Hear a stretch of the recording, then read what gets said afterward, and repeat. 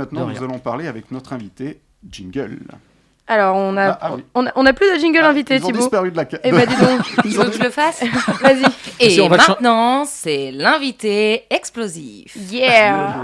Et notre invité, c'est Luc Hamet. Avant de parler de Ciel, ma belle-mère, au Théâtre Edgar, on va faire un petit vrai ou faux sur notre invité. Alors, les auditeurs peuvent jouer en commentant le Facebook Live. Tu ne dis rien pour l'instant, D'accord. Luc. Donc, je ne réponds pas. Tu ne réponds pas et tu répondras une fois qu'ils se seront trompés. Alors, premier vrai ou faux, Luc a commencé sa carrière dans le doublage grâce à Roger Carrel. Tu dirais quoi, Victoire? Vrai ou faux? Je vais dire faux. Léa? Je vais dire... Elle sait tout, elle. Bon, j'avoue à nos auditeurs, je suis un petit peu fan de Luc Hamet. Donc, je passe mon tour sur cette question. Moi, je dirais vrai, parce que j'adore Roger Carrel et je me dis pourquoi pas. Alors, Luc? Eh ben, c'est mon parrain de doublage avec Francis Lax. Tous les deux, le premier doublage que j'ai fait une petite chèvre dans un dessin animé tchécoslovaque. C'est pas une invention. Et celui qui m'a pris par l'épaule, qui m'a rassuré, j'avais 20 ans, et qui m'a dit, tu vois, quand le texte passe là devant la barre de doublage, tu dois avoir commencé à parler, et puis quand la phrase est arrivée derrière la barre, tu dois avoir fini de parler, et tu seras synchrone. C'est Roger qui m'a accompagné, lui faisait un petit chien.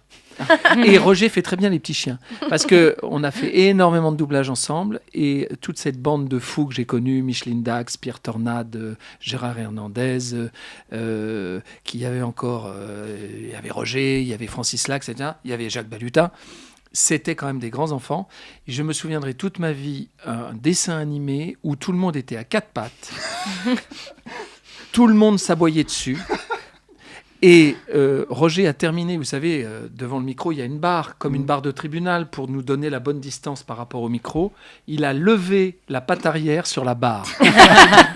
J'étais chez les dingues. Ces gens-là avaient l'âge de mon père. Moi, j'avais un grand respect pour mon père, et puis c'était quelqu'un qui se marrait, mais qui était très sérieux. Et ces gens-là avaient l'âge de mon père. Je me disais, je suis chez les fous. Ces gens-là avaient une âme d'enfant, et ont gardé une âme d'enfant. Et Roger est toujours avec nous, il a 91 ans, et on lui fait d'énormes bisous. Bien sûr, j'ai des nouvelles, ça va, il a 91 ans, et il est bon pied, bon oeil. Ah bah, tant mieux, on est content de le savoir, parce que nous aussi on adore Roger Carrel dans cette émission. Enfin, tout le monde l'adore de toute façon, Roger Carrel. Et c'est parti pour le Muppet Show. C'est quand même Kermit la grenouille. Hein. Ouais. Vrai ou faux, Luc a rencontré Michael J. Fox. Tu dirais quoi, Léa? Je sais pas, mais j'ai envie de dire vrai parce que j'ai envie d'y croire. Gilles? Ouais, bah pareil, là c'est difficile de dire faux. Ouais. Victoire? Elle est vraie aussi. Luc? Eh bien, c'est faux. On est tous déçus du coup. Malheureusement, j'aurais eu l'occasion, mais c'était à une époque où je travaillais énormément et je n'ai pas l'âme, mais je suis honnête, je n'ai pas l'âme d'un fan. Ce serait aujourd'hui, je me libérerais et j'irais le voir. Je trouve que c'est un homme exceptionnel. À l'époque, j'enchaînais, je travaillais nuit et jour. Dans l'après-midi, je faisais des dessins animés. Le soir, je faisais des lives ou l'inverse. Et il était passé à Deauville, j'aurais pu y aller. J'y suis pas allé. Et puis, ça s'est pas représenté. Et c'est de plus en plus compliqué puisque sa venue est annoncée régulièrement dans les conventions Retour vers le futur qu'il y a dans le monde entier. Et malheureusement, la plupart du temps, c'est annulé, sa venue est annulée. Mais nous savons tous à cette table, malheureusement, qu'il est très malade. Ouais. Voilà. Et il est dur à doubler, Michael J. Fox? Non, c'est un bonheur. C'est un bonheur parce que c'est une rencontre. Et si je l'ai doublé comme je l'ai doublé, et si je l'ai fait depuis 35 ans dans tous ces films, c'est pas par hasard, c'est vraiment une rencontre. On a beaucoup de choses en filiation. Je le connais par cœur, je l'ai doublé sur par exemple Family Ties, qui a été sa première série où il était gamin, il avait 12-13 ans quand il a commencé. J'ai fait, je sais plus, 400 épisodes. Et ce mec, je le connais, mais par cœur, il démarre une scène, je sais comment il va la jouer. Donc c'est simple pour moi, c'est extrêmement simple, je n'ai pas d'effort à faire. Bah, c'est bien. De connaître son personnage. Et dans tout ce qu'il fait, je le connais, je sais ce qu'il va faire, il me fait rire. Et les derniers doublages que j'ai faits, je continue à le doubler. C'est le seul que je continue à doubler, puisque moi j'ai arrêté le doublage il y a un certain temps. Je continue Brandon, donc Jason Priestley et Michael J. Fox. Et les dernières fois que je l'ai fait, là vraiment, il y a maintenant malheureusement une déformation des mots. Alors moi, je ne le double pas comme ça. C'est-à-dire que je suis obligé d'en tenir compte, mais j'essaie, moi, de faire une voix, je n'aime pas ce mot, mais entre guillemets, normale. Voilà, parce qu'il y a des moments, ça déraille, voilà. Et ce qui n'était pas le cas il y a encore 2-3 ans. Vrai ou faux, Luc s'est offert une DeLorean et est actuellement garé en double fil. J'espère que c'est vrai. Alors Victor, tu dirais quoi? Je dis que j'espère que c'est vrai. Vrai. Gilles. Oh, j'y crois pas. Léa. Moi, j'ai envie de rêver à cette DeLorean garée en double fil en bas du studio à Belleville, donc j'ai envie de dire vrai. Bien, je suis désolé de vous annoncer que je suis arrivé en métro. Et non, alors, je vais vous dire honnêtement, une voiture, pour moi, il faut que ça roule. Je n'ai jamais ouvert un moteur, ça ne m'intéresse pas. Je comprends qu'il y ait des passionnés, je suis entouré de passionnés, notamment mon ami Jérôme Henrier qui était là au retour vers le Grand Rex samedi et qui est l'heureux propriétaire d'une DeLorean magnifique puisqu'on a fait les photos devant et tout. Et Il était dans le Grand Rex. dans le Grand Rex, dans le hall du Grand Rex. Je suis en admiration quand je vois cette voiture, mais franchement, ça s'arrête là. Je préfère les animaux. Par contre, tu l'as conduite. Ah, je l'ai conduite. J'ai conduite celle que j'ai faite gagner il y a une dizaine d'années à Radio Nostalgie, dans le parking de Nostalgie, donc du groupe Énergie. J'ai fait gagner un matin sur la matinale de Nostalgie une DeLorean à un fan qui avait répondu à toutes les questions pendant 3 semaines. Ah non, mais... Et quand j'ai appelé le mec pour dire c'est toi qui as gagné, j'ai cru qu'on allait le perdre. C'est-à-dire que j'ai entendu des hurlements entre les larmes, les pleurs, mais c'est pas possible, c'est pas possible, c'est pas possible. Il t'a dit non, c'est faux, et t'as raccroché. Et donc, gentiment, toute l'équipe de Nostalgie m'avait proposé. Alors, j'ai dit oui, bien sûr. Et dans le parking, on ne peut pas sortir. Hein, elle n'était pas immatriculée. Oui. Mais dans le parking, c'est génial. Ça fait un moteur. Ça fait un bruit génial. Et t'es arrivé dans quelle époque? Je suis arrivé au -1. T'entends ça, Thibaut? Chez Nostalgie, ils offrent des DeLorean. Qu'est-ce qu'on offre à nos auditeurs? Des chipsters. Voilà. Les fraises Tagada, elles sont très bonnes. Mais un invité. Voilà, c'est ça. Vrai ou faux, Luc a rencontré sa femme grâce à son chien. Tu dirais quoi, Léa? Grâce à son chien? Son chien Non, je crois pas. Je crois qu'il l'a rencontré sur Beverly Hills, comme il l'a dit au début de l'émission. Il a dit qu'il adorait les animaux, donc je me dis pourquoi pas. Il y a peut-être un lien. Victoire. Je pencherai du côté de Léa, je dirais faux. Alors, Luc. Décidément, Gilles est un gros malin.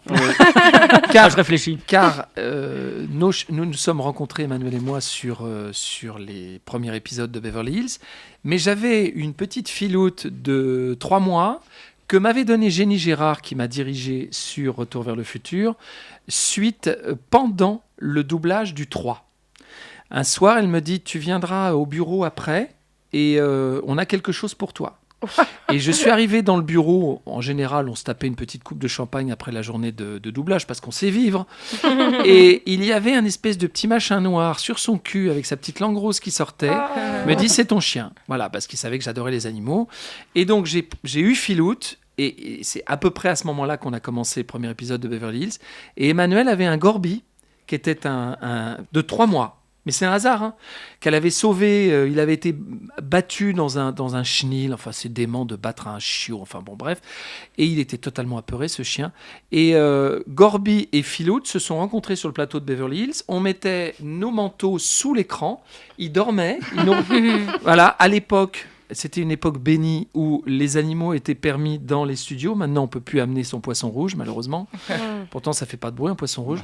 Et donc, nos chiens sont connus en même temps que leur maître et la maîtresse. Voilà. Ah, c'est trop chou. Elle est pas belle, l'histoire. C'est trop chou. Vrai ou faux, Luc ne comprend rien au scénario de Star Wars. Elle est vraie, parce que c'est drôle. Léa. J'ai envie de dire vrai aussi. Gilles. Oh, je veux dire faux. Allez. Ah, Gilles, là, t'as pas une... Je ne comprends rien à ces films. Je vais me faire détester. Ça ne m'intéresse pas. Je me suis fait avoir l'autre jour, là, quand est sorti je sais pas le combien. Ma femme et mes enfants m'ont dit, mais viens, c'était un dimanche. Mais viens, machin. Et moi, au bout d'une demi-heure, je m'emmerde. Vrai ou faux, Luc a rencontré la femme de Louis de Funès. Gilles, tu dirais quoi? Oh, je dirais vrai. Victoire. Allez, faux, juste histoire qu'il y ait un faux dans le... Léa. J'en sais rien. Je ne sais pas du tout. Faux. Allez, Alors faux. là, il y a un petit piège. Alors, il y a un piège. Ah. Je n'ai pas rencontré la femme de sa vie. Je n'ai pas rencontré Madame de Funès.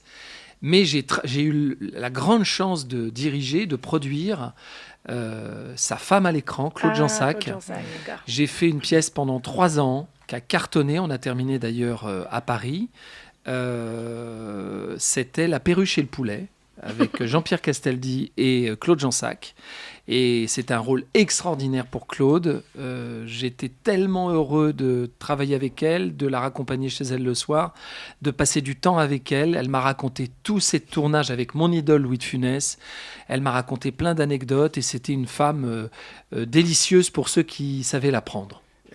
Et alors, quoi en anecdote qu'on ne sait pas Alors, sur Louis de Funès? par exemple, mais je ne sais pas si vous connaissez le film Joe. Bon, actuellement, Oui. il y a une reprise au théâtre Oui. pour faire un direct sur France 2. Non, mais c'est pour ça, Ouais, c'est c'est vrai. pour ça que la pièce est montée.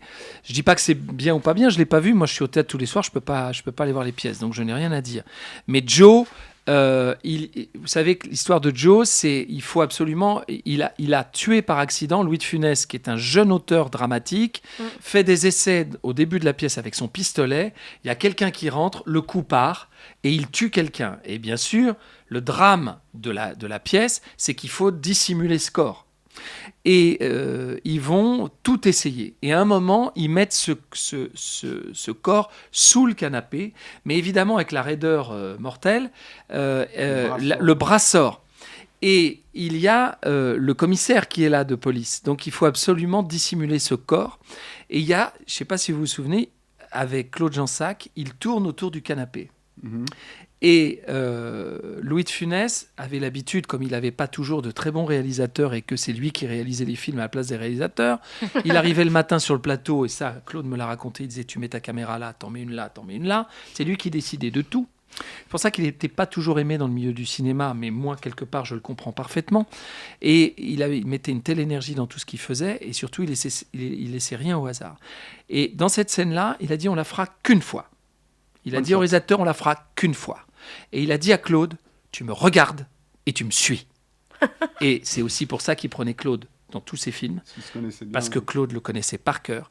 Et au lieu, ce qui était prévu, c'était une fois le tour vous regarderez le film, c'était une fois le tour du canapé. Quand il a eu fait une fois le tour du canapé, il se retourne en courant vers Claude Jansac et il fait « Encore un petit tour !» Et elle a suivi et ils l'ont fait qu'une fois et c'est évidemment monté puisque de toute façon il n'y avait pas d'autres prises. Voilà, il y a plein d'histoires comme ça. Belle anecdote celle-ci. Ouais. On va pas regarder le film de la même manière. Ouais, Voilà, c'est c'est clair, ça. c'est clair. Alors, faut savoir que c'est quasi Luc qui a fait le vrai faux. Il m'a tout envoyé. J'ai pas bossé, hein, quasi. Tout ce que tu m'as envoyé, il a fait les vrais faux. Hein. Vrai ou faux, Luc a eu comme partenaire de scène Albert Uderzo. Tu dirais quoi? Allez, Gilles. Alors, je ne crois pas. Léa. Bah non, je crois pas non plus. Victoire. Allez, vrai pour faire différemment. Luc. Victoire. Yes. Victoire. Victoire a pas raison. Je pense que je dois être le seul comédien à avoir eu cette chance inouïe parce que c'est un homme que j'admire beaucoup. Qui est avec nous, qui a 94 ans, qui a bon pied, bon oeil. En 2000, peut-être un tout petit peu avant, la sortie de La Galère d'Obélix, le 40e album. À l'époque, c'était en 96 ou 17, puisque c'était ma dernière année à France 2. Je faisais une émission jeunesse qui cartonnait, qui s'appelait Anna Barbera Ding Dong, donc je connais bien Scooby-Doo. Je le présentais avec Satanas et Diabolo et tout ça, et les Fous du Volant et Rock et Belles Oreilles et les Pierres à Feu et Capitaine Caverne. Et son fils. Donc voilà, et donc ils m'ont contacté pour faire une grande tournée dans la France entière pour le lancement de La Galère d'Obélix, avec comme partenaire sur scène, nous étions deux, Albert Uderzo derrière une énorme palette graphique, avec ses grosses paluches, son stylo, et je racontais l'histoire du village gaulois avec tous les personnages, et au fur et à mesure que je décrivais un personnage, Albert le dessinait et ça s'affichait en énorme sur un écran derrière nous. Ouais. C'était génial. On voyait naître les personnages. Il faut savoir que Albert a eu à force de dessiner, il a une maladie de la main qui fait qu'il a été obligé de réapprendre à dessiner la main à plat en coinçant son stylo.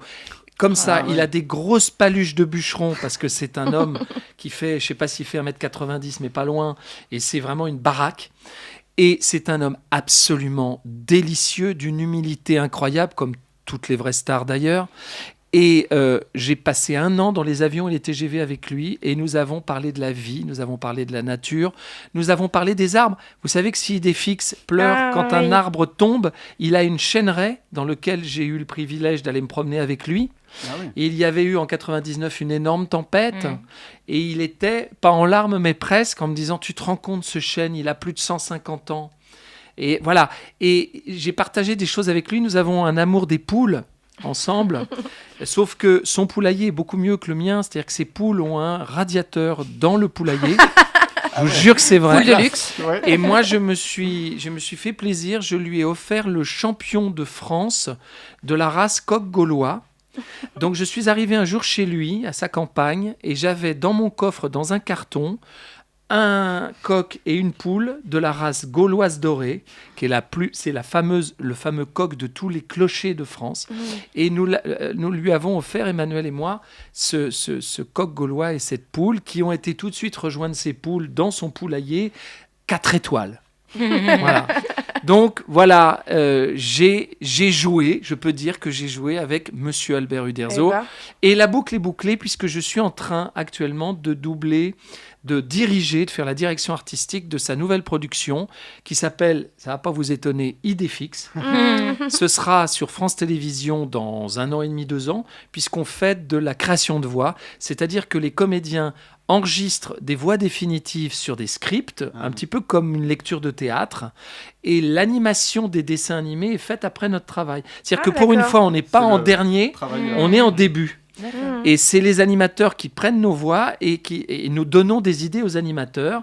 Et donc, je dirige pour Albert ce super projet Idéfix pour France Télévisions. Donc, dans 1 an ou 2 à la Ouais, en 22 à mon avis. Dernier vrai ou faux, je l'adore celui-là. Vrai ou faux, Luc a été Chippendale. Chippendale. Gilles, tu dirais quoi? J'ai envie de dire vrai. Oui. Victoire. C'est faux. J'ai envie de dire vrai, mais il y a une entourloupe, genre sur scène. Alors Luc. Il a doublé un rôle de Non, j'ai fait ouais, ça devait être 2001 ou 2002. Vous savez, il y avait Vie ma vie. C'est 2002. D'accord, ok. Et j'ai fait Vie ma vie de Chippendale. Je me suis éclaté. Alors je ne vais pas balancer, il y a la vidéo sur YouTube. Je l'ai regardé un petit peu. Mais comment t'es arrivé là-dedans? Mais parce que je faisais de la promotion de mon spectacle. À ce moment-là, je faisais un one-man show qui s'appelait Arriba, qui était un truc complètement dément que j'ai fait au théâtre de 10 heures pendant 6 mois. Et je suis comme tout le monde. C'est bien qu'on parle de mon spectacle parce que c'est mieux d'avoir du monde le soir au théâtre que personne. Donc j'ai accepté de faire ce truc, mais je me suis éclaté. Luc va acheter des strings, il répète une chorégraphie, il se fait épiler les aisselles. Je me fais épiler les aisselles par mon coach, enfin celui dont je ne veux pas vivre la vie, parce qu'en fait le système c'est ça, je veux pas, évidemment que et puis j'ai pas suffisamment de barres de chocolat et d'abdominaux pour être Chippendale, mais faut le regarder, moi j'ai cru que c'était un sketch, sans déconner. Tu te dis c'est écrit, c'est pas possible, parce que t'as Jean-Pierre, enfin je sais plus comment il s'appelle Jean-Pierre, et premier degré à mort, et puis t'as Luc à côté, il fait non mais je vais pas m'épiler les aisselles, ça veut rien dire. Non, puis alors on ouvre son frigo, tu as vu ça? Oui, il y a rien. Et il y a de la... Mais non, il y a de la prot. Il y a que de la prot. Je dis putain, tu bouffes de la prot? Et il lui offre une pomme. Il a rien à bouffer. Luc lui dit mais moi j'ai faim. Et il lui donne une pomme. Et au début, je comprenais pas ce que c'était que de la prot. En fait, c'est leur jargon, mais c'est des protéines. Mais c'est quoi ce truc, quoi? Enfin voilà, on s'est bien marré. Hein. En tout cas, et j'ai réussi à lui faire bouffer une pizza. Oui. Alors, j'ai pas tout regardé. J'ai réussi à lui faire bouffer une pizza quand même. Je vais pas te mentir, c'était un peu long. J'ai pas tout regardé. Et aujourd'hui, Luc vient nous parler de Ciel, ma belle-mère au théâtre Edgar. C'est l'adaptation du mariage de Barillon de Feydeau. Alors, l'histoire, très vite, c'est quoi? Tu sais, l'histoire, c'est très simple. Ça se passe, le premier acte se passe dans une salle des mariages, dans une mairie, à Paris. Et Barillon, David Martin, vient se marier avec une très jolie jeune femme, Nadège Lacroix, et Dieu sait s'il a du goût, parce qu'elle est très jolie, notre Nadège. Et la belle-mère est très empressée. Et puis en fait, l'employé de mairie que j'interprète, qui est très aviné, soyons clairs, se trompe de nom sur l'acte. Ça peut arriver, hein, ça pourrait arriver. Hein. Et le problème, c'est qu'une fois que tu as signé, c'est officiel. Voilà. Et donc, la belle-mère signe à la place de sa fille et elle est mariée à son gendre. Alors, évidemment, on pourrait se dire, on déchire l'acte et puis on est entre nous et puis on refait. Sauf que la belle-mère, ça lui va très très bien.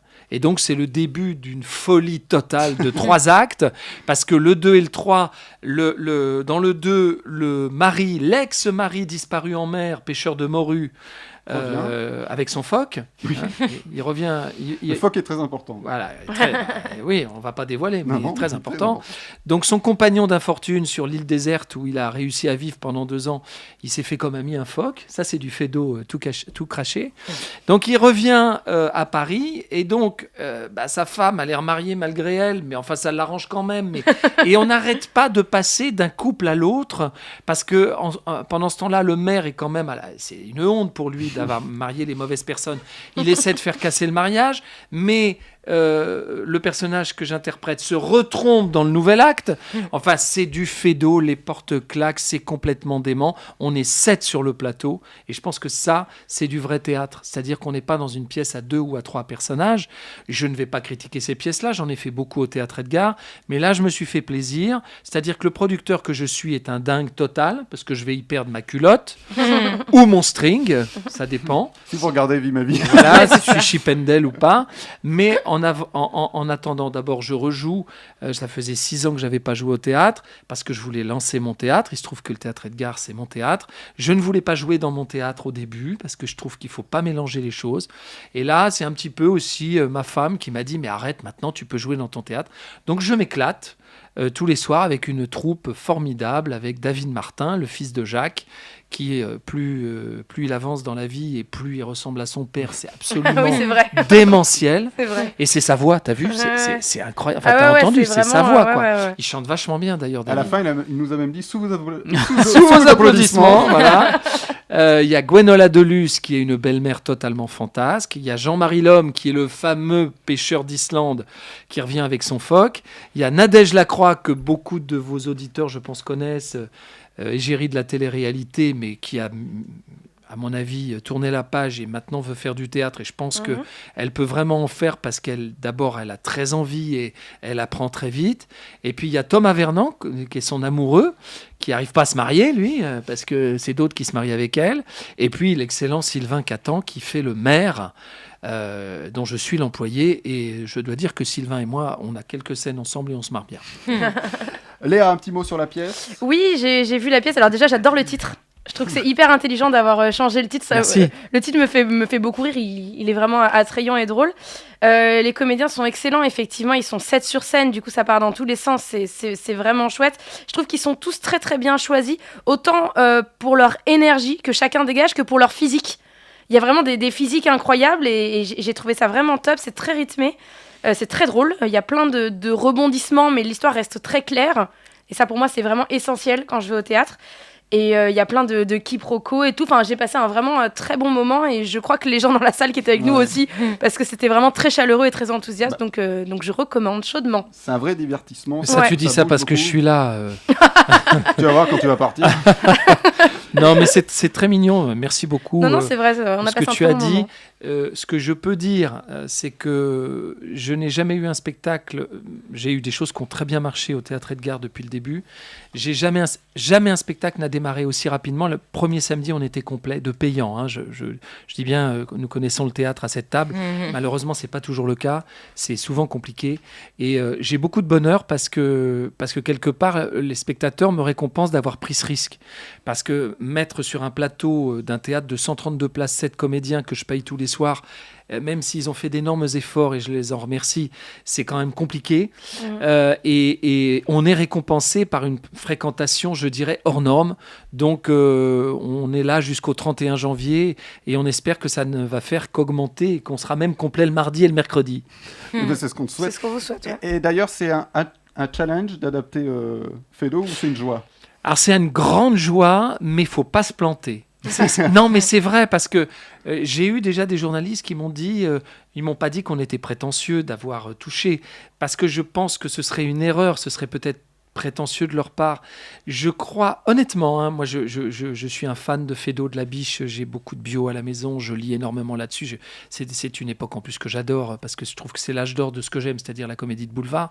Le Second Empire, c'est quand même riche pour le théâtre. Et si tu veux, je suis presque persuadé, mais il n'est pas là pour nous le dire, que Feydeau apprécierait qu'on adapte ses pièces aujourd'hui, car lui-même utilisait l'actualité dans toutes ses pièces. Dans toutes ses pièces, il y a un côté chansonnier. Il cite toujours un président du conseil, il cite toujours un ministre, il cite toujours un général qui a mal fait son boulot pendant la guerre 14-18. Là, il a toujours fait ça, c'est l'ancêtre des chansonniers.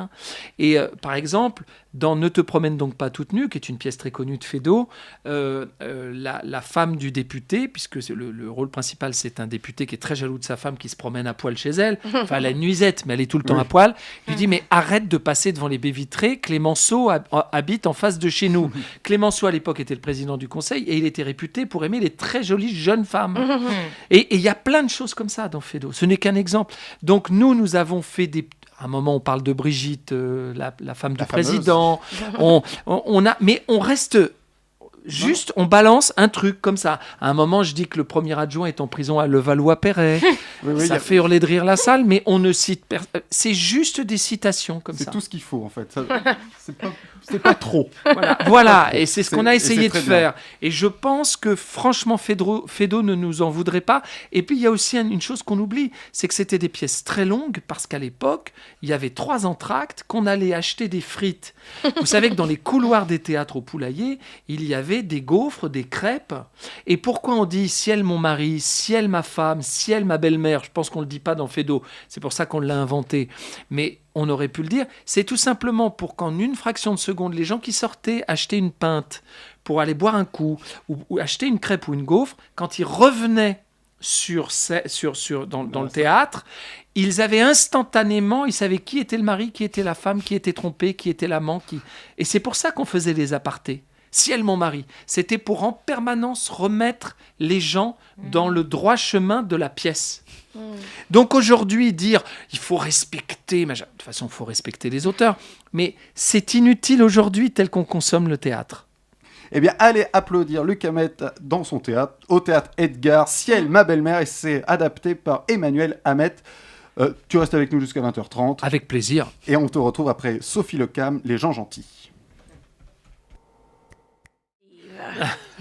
Alors Luc, comme tu es venu nous parler de Ciel, ma belle-mère, je vais te faire une interview Ciel. D'accord. Tu réfléchis pas, tu réponds très vite. Ouais. Plutôt tomber du ciel ou le ciel va nous tomber sur la tête? Le ciel va nous tomber sur la tête. Plutôt entre ciel et terre ou remuer ciel et terre? Remuer ciel et terre. Plutôt le ciel, les oiseaux et ta mère ou Skyfall? Le ciel, les oiseaux et ta mère.